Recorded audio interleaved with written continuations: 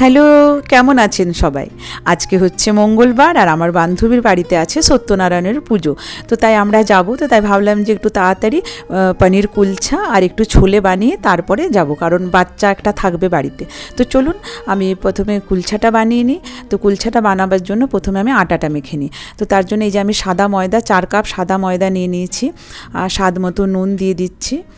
আর 4 cup সাদা ময়দার সাথে দিতে হবে 1 কাপ দই, আর একটু আমি জোয়ান দিয়ে দিচ্ছি, তাহলে একটু অ্যাসিডিটিটা কম হয়, যেহেতু সাদা ময়দা। তার এই যে 1 কাপ দই আমি দিয়ে দিলাম। তারপর একটু বেকিং সোডা দিয়ে দিচ্ছি। তারপর এটাকে বেশ ভালো করে মিলিয়ে নেব। মেলানোর পর আচ্ছা একটু তেল দিয়ে দিই, ভুলে গেছিলাম, একটু ময়নের জন্য 2 চামচ তেল দিয়ে দিচ্ছি। তারপর এটাকে ভালো করে মিলিয়ে একটু হালকা গরম জলে এটাকে মাখবো, তাহলে বেশ মানে সফট হয়। তো চলুন এটা প্রথমে মেখে নিই। আর অনেক দিন পর জানেন তো সত্যনারায়ণের পুজো মানে দেখতে পারবো। আর দেখুন আমার ডোটা হয়ে গেছে তৈরি। এরপর আমি পনিরের যে স্টাফটা বানাবো সেটা করে নিই। তো পনিরটাকে একটু ডিফ্রস্ট করে নেবো প্রথমে আমি। আর সত্যি আজকে মনটা এত ভালো লাগছে না যে এতদিন পর একটা সত্যনারায়ণের পুজো দেখতে পাবো। এখানে এসে মানে একদমই মানে হয়ইনি দেখা, কখনো সত্যনারায়ণের পুজোতে যাওয়াই হয়নি। তো চলুন এখানে পনিরটা বানিয়ে নিই। ওই যে সাদা তেল দিয়ে দিলাম ফ্রাইং প্যানের মধ্যে, তারপর পনিরটাকে একটু চামচের সাহায্যে ওটাকে একটু ম্যাশ করে নিলাম। আর একটু বেশি করে একটু পেঁয়াজ কুচোনো দিলাম। পেঁয়াজটা খুব একটা বেশি ভাজবো না, একটু জাস্ট গলে গেলেই আমি পনিরটা দিয়ে দেবো।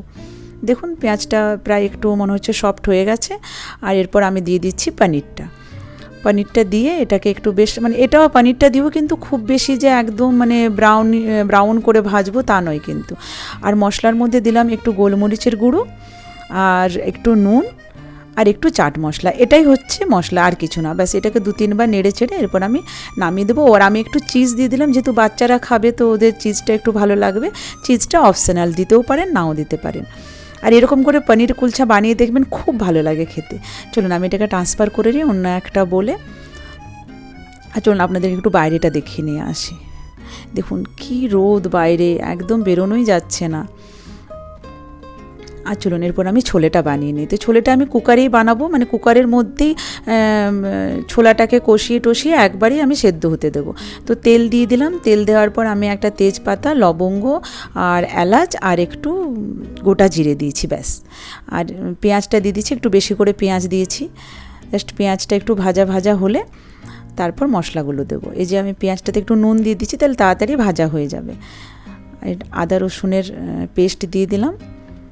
আর একটু আমি রসুন কুচোনোও দিয়ে দিলাম। রসুন কুচোনো দিলে না টেস্টটা বেশ ভালো হয়।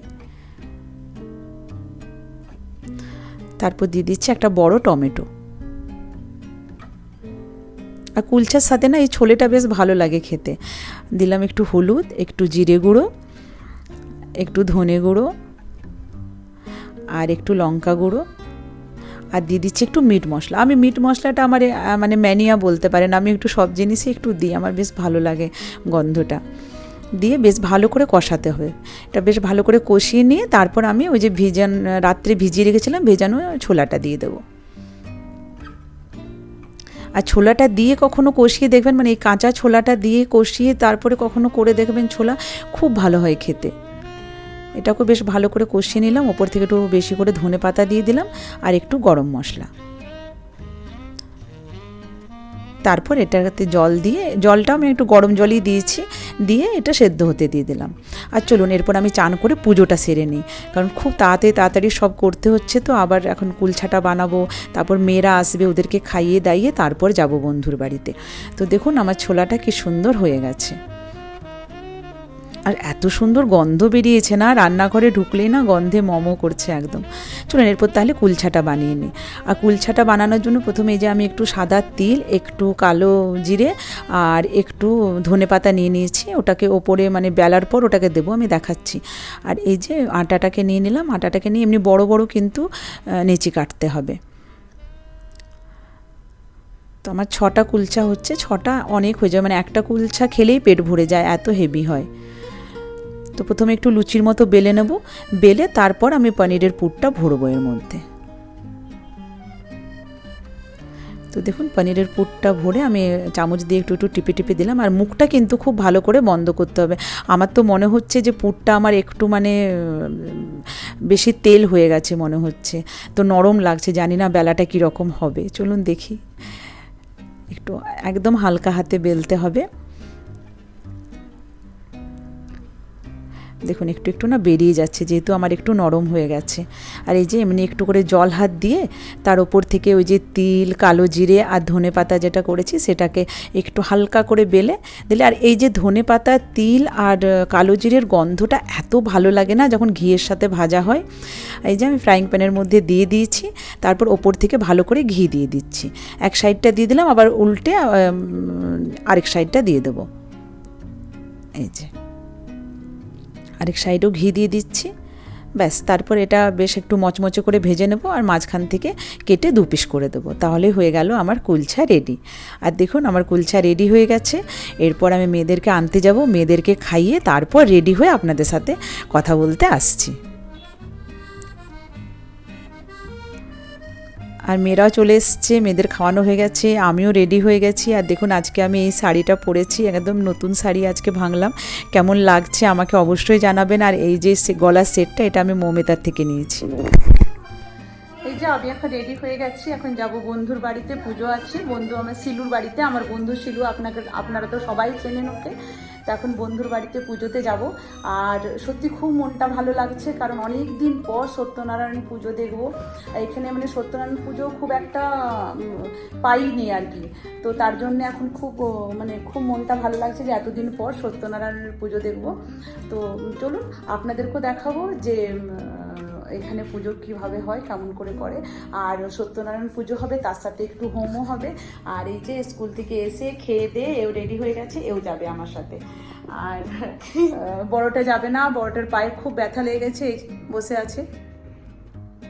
পাটা ওপরে রাখো, কোনো জিনিসের ওপরে রাখো, টেবিলের ওপরে রাখো, তাহলে ভালো হবে। একটা পিলো দিয়ে টেবিলের ওপরে রাখো। তো চলুন তাহলে আপনাদের সাথে শেয়ার নিশ্চয়ই করব যে কিভাবে পুজো হচ্ছে, যতটা পারবো আর কি, কারণ প্রচুর লোকজন আসবে। আর আমরা এখন একটু আগেই যাচ্ছি, যেহেতু গিয়ে ওর একটু পুজোর জোগাড় যন্ত্র করে দিতে পারি, তার জন্য। চলুন তাহলে। আর দেখুন বন্ধুর বাড়িতে আমরা এসে গেছি, আর কি সুন্দর করে নিচে বসার জন্য জায়গাটা করেছে। আর এই বন্ধুর বাড়িটা না বিশাল বড়। আর এই যে আমার বন্ধুর আরেক বন্ধু এসছে, সে রান্নাঘরে এখন ওই যে আলু ভাজছে, 5 রকমের ভাজা হবে তার জন্য। আর এরপর আমরাও লেগে পড়বো পুজোর জোগাড়ে। তো এখন আমরা এরপর একটু লেগে যাবো পুজোর জোগাড়ে, তারপর আপনাদেরকে পুজোটা দেখাবো যে কীভাবে পুজোটা হচ্ছে, আর এখানকার নন বেঙ্গলি পুরোহিত মশাই কীভাবে পুজো করে। ঠিক আছে। শিলুর অন্য বান্ধবীরা ওইদিকে রান্নার জোগাড়টা করছে, তো আমি আর মন এখানে বসে পুজোর জোগাড়টা করে নিচ্ছি। আর পুজোর জোগাড় করতে বেশ ভালো লাগে, আর সব থেকে ভালো লাগে আমার সিন্নির জোগাড়টা করতে। তো শিলু বলেছে যে মোনা, আমি তো সিন্নির ব্যাপারে কিছু জানি না, তুই সিন্নির সব কিছু করিস। তো এই যে আমি এরপর সিন্নিটা করছি।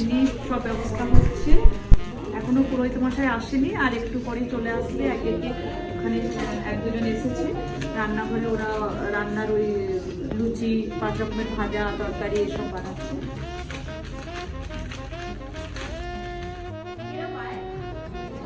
আমাদের প্রায় গোছাগুছি হয়ে গেছে, একটু দেখাই আপনাদেরকে। আর এখন পুরোহিত মশাই এখনো আসেননি।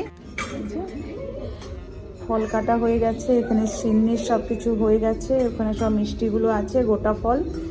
আর এখানে এরপর এই যে নারায়ণ ঠাকুরের ছবি, এরপর এখানে সব কিছু হবে পুরোহিত মশাই এলে।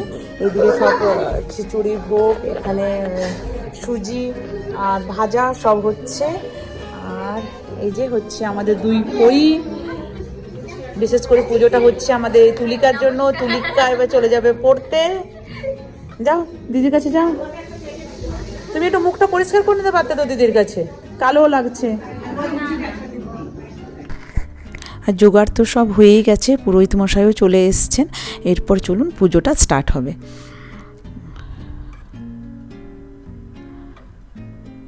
আর এই যে সঞ্চারীও এসে গেছে, এই যে পুরোহিত মশাই চলে এসছে। আর দেখুন এই পুরোহিত মশাই না খুব ভালো করে পুজো করায়। এই যে শিলু প্রদীপ নিয়ে ঢুকছে একদম মেন দরজা থেকে। আর অনেকে এসছে, এখনও অনেকে আসেনি, আসলে আজকে উইকডেজ তো সবার অফিস থেকে বাড়ি ফিরতে ফিরতে একটু দেরি হয়। আর দেখুন এরপর সবাই চলে এসছে, পুজো আমাদের হয়ে গেছে, এখন আরতি হচ্ছে। তো আমি ভাবলাম যে একটু আপনাদেরকে ঘুরিয়ে ঘুরিয়ে দেখাই। আমি পুজোটা দেখাতে পারলাম না, কারণ আসলে পুজোতে বসে গেছিলাম তো, তাই আর আমার মানে পিক নেওয়া হয়নি।